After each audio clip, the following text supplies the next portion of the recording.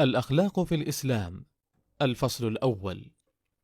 حديثنا اليوم عن الأخلاق في الإسلام، وقد حثنا رسول الله صلى الله عليه وسلم على التخلق بالأخلاق الحسنة والآداب الحميدة، فقال صلى الله عليه وسلم: إن من أحبكم إلي وأقربكم مني مجلسا يوم القيامة أحاسنكم أخلاقا، رواه الترمذي وصححه الألباني.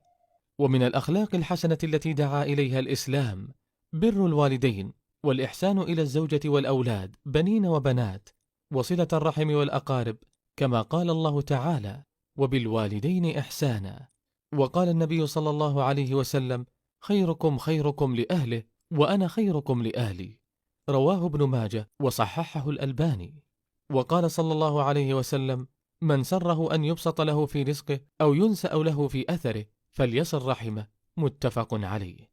ومن الأخلاق التي حث عليها الإسلام حسن الحديث والكلمة الطيبة والصدق والبشاشة والابتسامة والتواضع للمؤمنين، كما قال الله تعالى: وقولوا للناس حسنا. وقال تعالى: يا أيها الذين آمنوا اتقوا الله وكونوا مع الصادقين. وقال صلى الله عليه وسلم: الكلمة الطيبة صدقة، متفق عليه.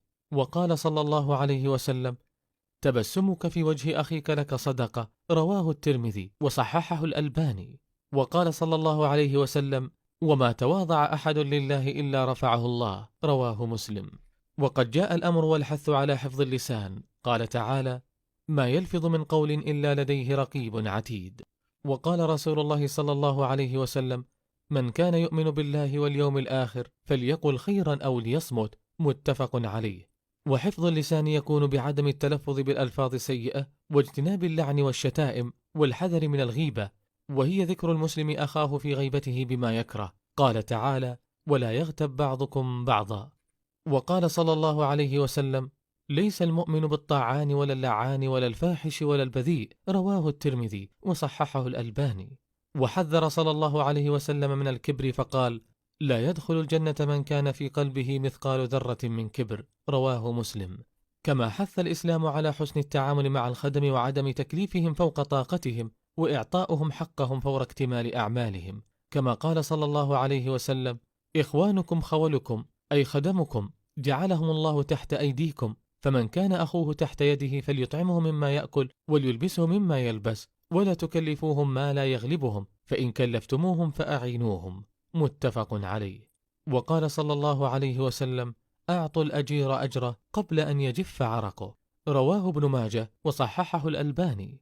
ويجمع قاعدة الأخلاق قوله صلى الله عليه وسلم: لا يؤمن أحدكم حتى يحب لأخيه ما يحب لنفسه، متفق عليه.